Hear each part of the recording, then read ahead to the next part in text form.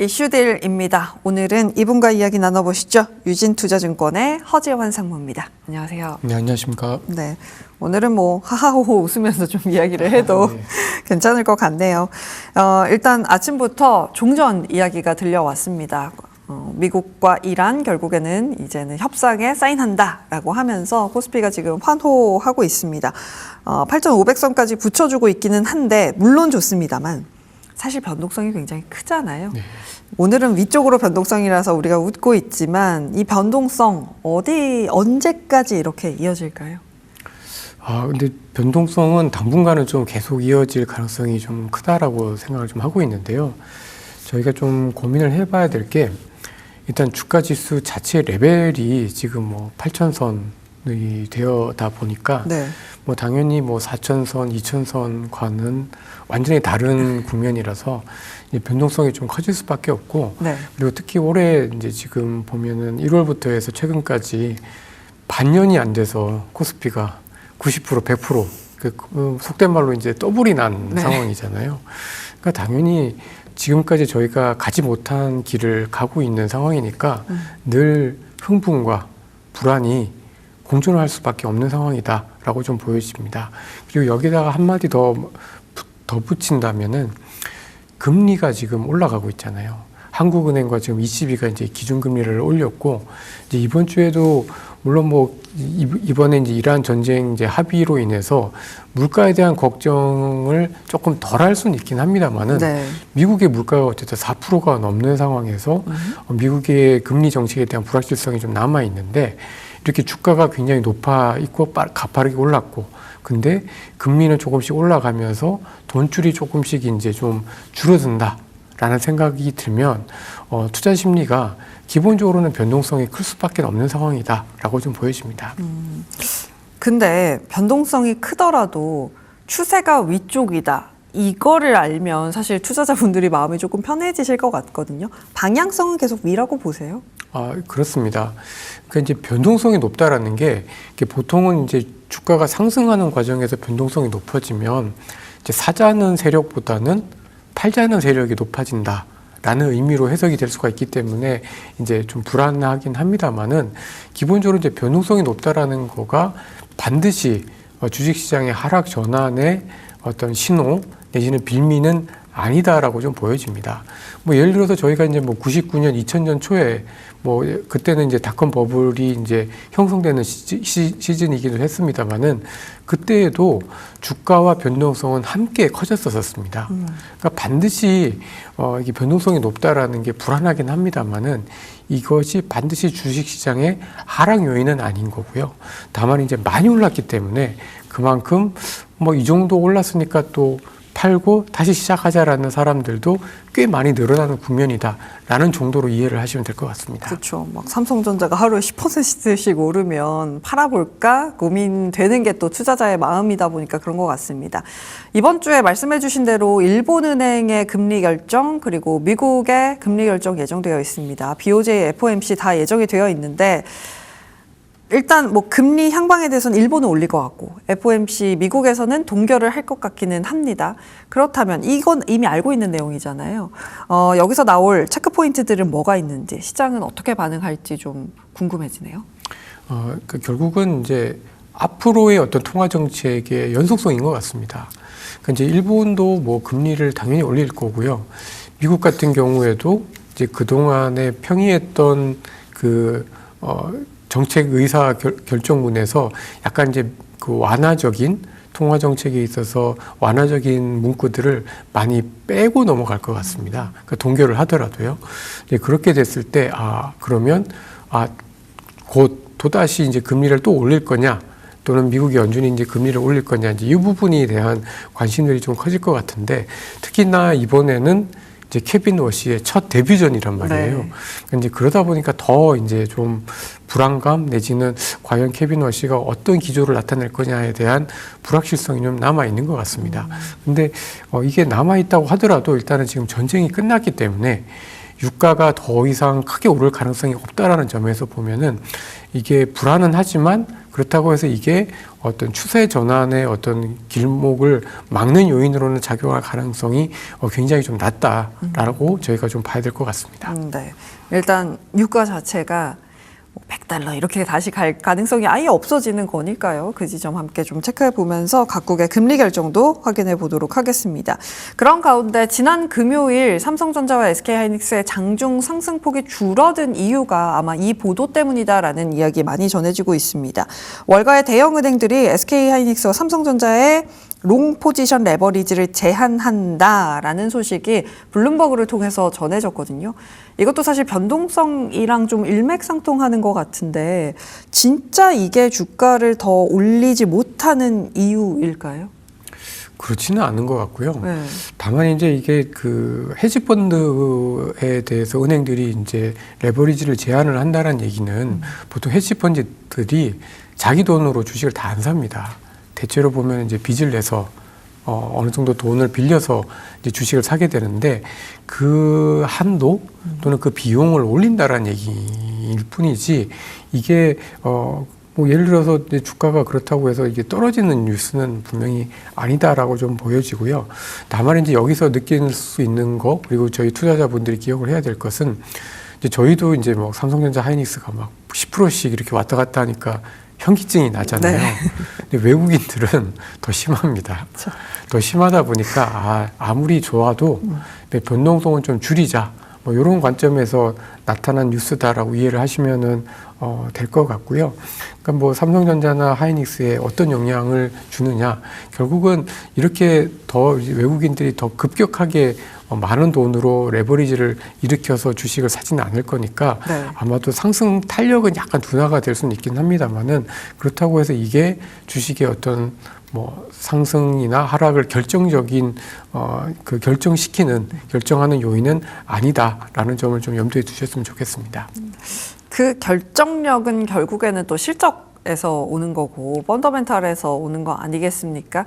지금 7월 첫 주면 아마 삼성전자의 잠정 실적을 보게 될 것 같은데 뭐 다 좋을 거라고 예상하고 있고 펀더멘탈에는 이상 없다라고들 다들 전망하고 있는 것 같아요. 네, 맞습니다. 그래서 사실은 이제 실적은 아마도 이제 2분기까지는 굉장히 좋을 가능성이 굉장히 좀 높은데 이제 문제는 이게 3분기에도 이어질 거냐. 지금의 어떤 이 실적의 폭발적인 그 성장의 기울기가 이어질 거냐. 이제 이 부분이 좀 관건일 것 같습니다. 그러면 2분기까지는 좋을 걸 아니까 다 지금까지는 끌고 가는데 그럼 실적 발표하고 나서의 분위기는 또 달라질 가능성이 있다라고 보시는 걸까요? 약간은 이번에는 좀 있습니다. 왜냐하면 작년에 이제 삼성전자 하이닉스의 실적이 좋아진 게 보면은 작년 3월부터입니다. 아니 3분기부터입니다. 네. 그러니까 한 7, 8월부터거든요. 네. 그러니까 이제 6월까지 이제 2분기까지 이제 실적을 발표를 하게 되면은 사실은 3분기부터는 실적이 절대적으로는 좋지만 증가율은 약간 둔화가 될 수 있습니다. 왜냐하면 지난해 3분기부터 실적이 가파르게 올랐기 때문에 아무래도 기저효과 때문에라도 증가율 자체가 더 높아지기는 어렵다라는 거죠. 그럼 그런 측면에서 봤을 때는 아마도 삼성전자나 하이닉스 주가가 오르긴 하겠지만 올해 상반기 때 보여줬던 가파른 상승의 기울기는 약간 둔화가 될 가능성이 있다라는 점을 저희가 좀 고려를 해야 될 것 같습니다. 그러면은 추가적으로 더 여쭤보고 싶은 게 지금까지는 사실 오를 때 삼성전자, SK하이닉스로 막 수급이 들어가서 올랐잖아요. 근데 하반기에 되면 그 정도 상승폭이 아니라면 사실 수급을 그렇게 빨아들일 것 같진 않거든요. 그러면 거기서 나온 수급들은 시장 전체를 올려주게 될까요? 아니면은 뭐 결국엔 AI 밸류체인 내에서의 수급의 순환매가 돌게 될까요? 그러니까 일단은 처음에는 아마 AI 밸류체인 내에서 움직일 가능성이 좀 큰 것 같습니다. 그러니까 예를 들면은 최근에 그 5월 말 이후에 이제 단일 종목 ETF, 레버리지 ETF가 나오면서 사실은 뭐 예를 들면 뭐 전력기기라든지 뭐 원전이라든지 그러니까 그동안에 같이 올랐던 테마들 중에 오히려 그쪽은 좀 주춤하고 삼성전자나 하이닉스로 수급이 되게 쏠리는 경향들이 분명히 있었거든요. 네. 근데 이제 실적 발표 이후가 되면 아무래도 그런 괴리가 조금은 줄어들 것 같습니다. 그러면서 오히려 AI 밸류체인 내에서 또 이제 그동안에 좀 덜 올랐던 쪽으로 시장의 흐름이 좀 갈 가능성이 좀 크지 않나. 이렇게 좀 보여지고요. 네. 그리고 그런 측면에서 봤을 때 지난주 후반부터 나타나는 반도체 소부장들의 업체들의 주가도 사실은 저는 좀 그동안에 이제 워낙 삼성전자 하이닉스에 이제 쏠렸던, 그러니까 똑같은 반도체고 같은 업황임에도 불구하고 그쪽으로 쏠렸던 것들이 조금은 좀 완화될 수 있다라는 점에서 굉장히 좀 중요한 신호들이 점차적으로 나타날 거다, 이렇게 좀 보여집니다. 요즘에 좀 분위기가 약간 달라진 지점에 대해서 정리를 해주셨습니다. 이런 가운데 빅테크들이 지금 유상증자 이야기가 나와요. 구글도 그렇고요. 메타도 그렇고요. 근데 이들이 유상증자를 한다라는 것은 반도체 칩을 살 여력이 과연 되냐? 이걸 자꾸 의심하게 만드는 뉴스잖아요. 이건 어떻게 좀 해석하면 좋을까요? 근데 저는 의외로 네. 그렇게 돈을 빌려서 또는 이제 자기 주식을 팔아서까지도 데이터 센터를 짓는 거니까 반도체 쪽은 오히려 좀 더 긍정적이지 않나 싶습니다. 그러니까 이제 그러니까 그동안에는 뭐 이제 구글 같은 기업들이 이제 회사채를 발행을 해서 이렇게 남의 돈으로 빌려서도 이제 그 투자를 했었는데, 이제는 남의 돈이 아니라 내 주식의 가치를 희석을 했어서라도 더 이제 데이터 센터를 짓는 거니까 그만큼 더 급해진 거죠. 그래서 오히려 반도체를 비롯한 이 AI 생태계에 대해서는 투자는 계속해서 이루어진다라고 보는 게 좀 맞는 것 같고요. 오히려 이제 저는 좀 걱정이 되는 게 너무 과열이 되는 거 아닌가라는 생각이 좀 드는 거죠. 왜냐하면 이게 자기 돈, 그러니까 자기 주식의 가치가 희석이 되는 것까지도 감안을 해서, 또는 그거를 희생을 하면서까지도 이제 돈을 빌려서 이게 투자를 한다라는 건 그만큼 급하다라는 얘기잖아요. 그러니까 사실은 이제 뭐 삼성전자나 하이닉스 같은 쪽에서는 오히려 좀 호재인 거고, 오히려 이제 그 AI 지금 데이터 센터를 지어야 하는 구글, 아마존과 같은 빅테크들은 사실은 이제는 좀 너무 경쟁이 치열해진다. 그러니까 남의 돈이 아니라 내 돈이 희생되는 것까지도 감안을 하는 거니까, 오히려 저는 미국 시장에서도 M7 위주의 주가의 흐름은 앞으로도 조금 더 약해질 가능성이 좀 크지 않나, 이렇게 좀 보여집니다. 그러니까 그 M7들 하이퍼스케일러들끼리의 싸움이 격화가 되는 것은 문제인데, 어쨌든 간 우리 입장에서는 이들이 돈 써서 칩을 사는 거니까 반도체 입장에서는 나쁘지 않지만 점점점 이렇게 되네요. 빅테크가, 근데 저는 이 얘기를 들으면서 그러면 언제까지 빅테크가 이렇게 출혈 지출을 하면서 출혈 경쟁을 할 수 있을까? 이게 얼마나 갈까? 이게 깨지면 결국에는 반도체 트레이드도 깨지는 거 아닌가? 이런 생각도 들거든요. 어떻게 보세요? 말씀하신 대로 영원한 건 없습니다. 그리고 반도체라는 업황 자체가 워낙에 많은 돈이 들어가기 때문에 지금처럼 많은 돈이 지출이 되어서 투자가 되고 나면은 그 다음에는 또 일정 부분의 하강 사이클이 반드시 올 수밖에 없는 상황인데요. 근데 이제 지금처럼 이제 경쟁이 치열해지는 상황에서는 아무리 이제 예전과 같은 그런 하강 사이클은 아닐 가능성이 굉장히 좀 높고, 그리고 빅테크 기업들의 어떤 이런 투자 출혈 경쟁도 언젠가는 끝날 겁니다. 그리고 네. 그때는 어느 정도의 충격은 있긴 하겠지만, 적어도 이 AI 모델에서 누군가 어떤 확실한 승자가 확 나오기 전까지는, 그리고 뭐 예를 들면 엔트로픽이라든지 오픈 AI가 확실히 상장을 하기 전까지는 적어도 지금의 어떤 투자 경쟁은 이어질 가능성이 좀 높지 않나. 그래서 적어도 올해 정도까지는 충분히 반도체 랠리, 그다음에 AI에 대한 어떤 낙관론은 유지를 해도 좀 되지 않나, 이렇게 저는 좀 보고 있습니다. 아직까지는 뭐 언젠가는 그런 일이 생길 수도 있겠지만 아직까지는 뭐 걱정할 수준은 아니다라고 좀 정리를 해보도록 하겠습니다. 그러면서 앞서 말씀해 주신 게 반도체 소부장이 움직이기 시작한 게 약간 색깔이 많이 달라진 것 같다라는 코멘트를 주셨어요. 반도체 소부장의 지금과 같은 긍정적인 흐름 조금 뭐 하반기 내내 이어질까요? 아니면 뭐 3분기 정도 보면 될까요? 저는 좀 더 이어질 거다라고 좀 보고 있습니다. 그러니까 결국은 삼성전자랑 하이닉스가 돈을 이렇게 잘 벌고 있지만, 사실은 이제 그 가격 단가가 너무 높다 보니까 네. 그 빅테크 기업들도 이제 부담을 좀 어느 정도 느끼고 있는 거죠. 그러면은 사실은 이걸 해결할 수 있는 방법은 캐파 증설밖에 없습니다.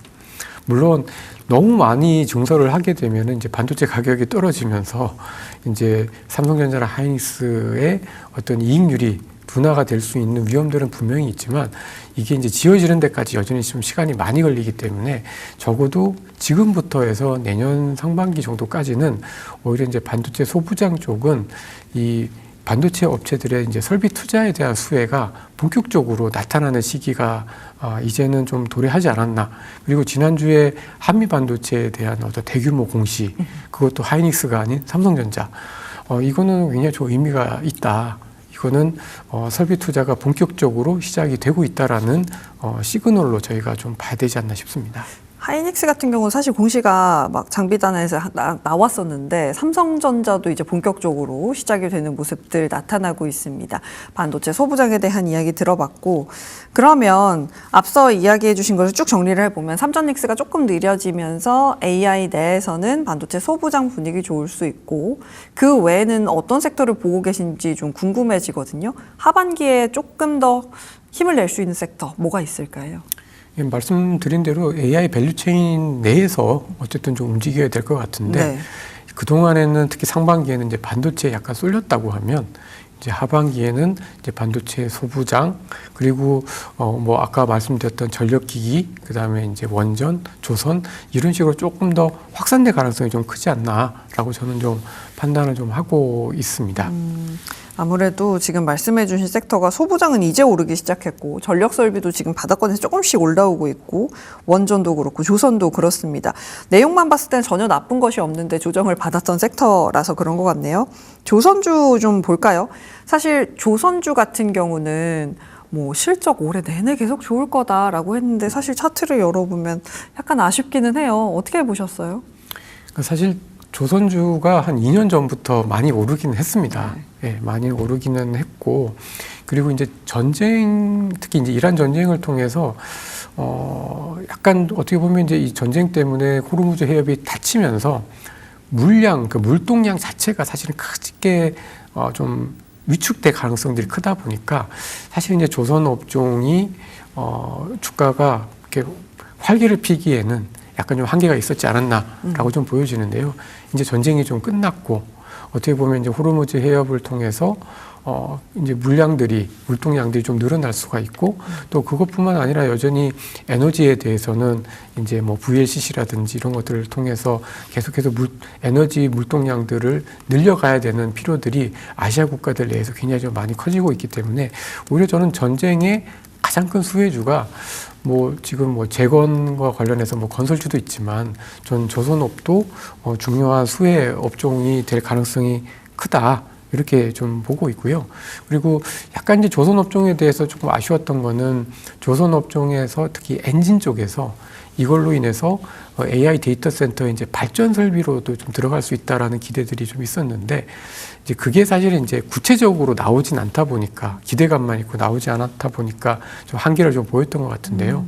최근 들어서 이제 반도체뿐만 아니라 소부장 이렇게 확산되는 과정에서는 다시 조선도 이런 발전기 측면에서도 다시 한번 재부각될 수 있는 가능성들이 좀 크다라고 생각하고 있습니다. 네, 뭐 HD 현대 중공업에서 이런 발주가 나오고 나서 조금만 더 뭔가 이야기가 논의가 됐으면 좋겠는데 그것의 시간이 오지 않았나라고 체크해 보도록 하겠습니다. 아까 원전도 말씀을 해주셨는데 사실 원전도 차트 보면 되게 아쉬워하시는 분들 많으세요. 하반기에는 이제 원전도 좀 빛을 볼 수 있을까요? 저는 그러니까 하반기는 이제 AI 밸류체인 내에서 이 확산이 좀 되는 쪽으로 일단 생각하고 있기 때문에 그동안의 주도주였다가 이 주도주, 그러니까 반도체와의 격차가 벌어졌던 업종들 중에서는 상당히 좀 그래도 원전 같은 업종들도 관심 있게 볼 필요가 있다, 그렇게 좀 생각을 좀 하고 있고, 네. 뭐 꼭 AI 데이터 센터뿐만 아니더라도 지금 에너지 정책 차원에서 뭐 신재생 에너지, 원전은 굉장히 좀 저희 한국 정부 내에서도 중요하게 생각하는 산업들이기 때문에 한 단계 더 도약할 수 있는 기회들이 있을 걸로 보고 있습니다. 탈탄소 넷제로의 또 중심이 원전이기 때문에 섹터들 쭉 체크를 해보았습니다. 오늘도 월요일인 만큼 이번 주 투자 전략을 좀 세워봤으면 좋겠거든요. 말씀해주신 대로 이번 주 이벤트들이 많습니다. 이번 우리 투자자분들은 어떤 관점으로 좀 투자에 임하면 좋을까요? 예, 사실 이제 지난주까지 특히 주식시장의 어떤 변동성이 극단적으로 높아지고 또 뭐 전쟁에 대한 위협들이 있는 상황에서는 사실은 이제 좀 베타가 낮은, 그러니까 주식시장이 흔들릴 때 상대적으로 좀 덜 움직이는 뭐 내수 업종, 뭐 유통, 뭐 이런 업종들이 사실은 이제 한 2주 정도 주가가 좀 좋았었습니다. 근데 이제 지금은 이제 전쟁이 이제 마무리가 될 가능성이 좀 커졌기 때문에 이 앞으로의 전략은 이 전쟁이 끝남으로써 수혜를 받을 수 있는 업종들, 그리고 특히 이 금리라든지 유가에 대한 부담이 완화가 되면은 소비도 좋지만 또다시 설비 투자와 관련된 반도체와 함께 설비 투자가 좋아질 수 있다라는 측면에서 소재단, 산업재단에 대한 관심들을 점진적으로 좀 높여갈 필요가 있지 않나 이렇게 좀 보고 있습니다. 종전 후 수혜를 받을 수 있는 종목들에 대해서 좀 봐야 된다. 유가가 떨어지게 되면 지금 금리에 대한 부담감도 떨어지게 되고 때문에 설비 투자 관련해서도 우리가 함께 좀 체크를 해보자라는 말씀 함께 들어봤습니다.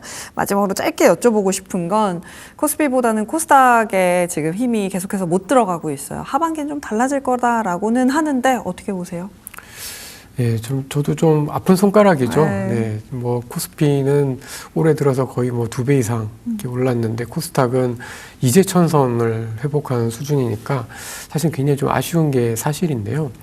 그러니까 결국은 코스닥 시장이 좋아지기 위해서는 반도체만의 랠리, 반도체만의 수출 회복에서 내수 쪽, 그다음에 투자 쪽의 사이클이 좋아질 때.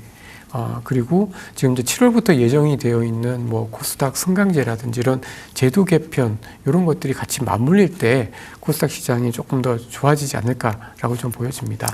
그래서 저는 사실 이제 좀 개인적으로는 한 8, 9월 정도를 좀 생각을 좀 하고 있는데요.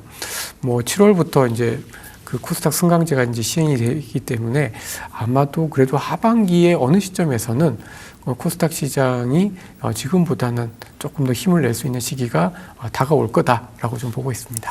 7월 1일이면 코스닥 개장 30주년이라고 합니다. 과연 어떤 이야기들이 나오게 될지 함께 체크해 보시죠. 오늘 이야기 여기서 정리해 보도록 하겠습니다. 유진투자증권의 허재원 상무와 함께했습니다. 고맙습니다. 지금 딜사이트 경제TV 실시간 라이브가 진행 중입니다. 오른쪽 화면 클릭하시고 지금 바로 함께해 주세요.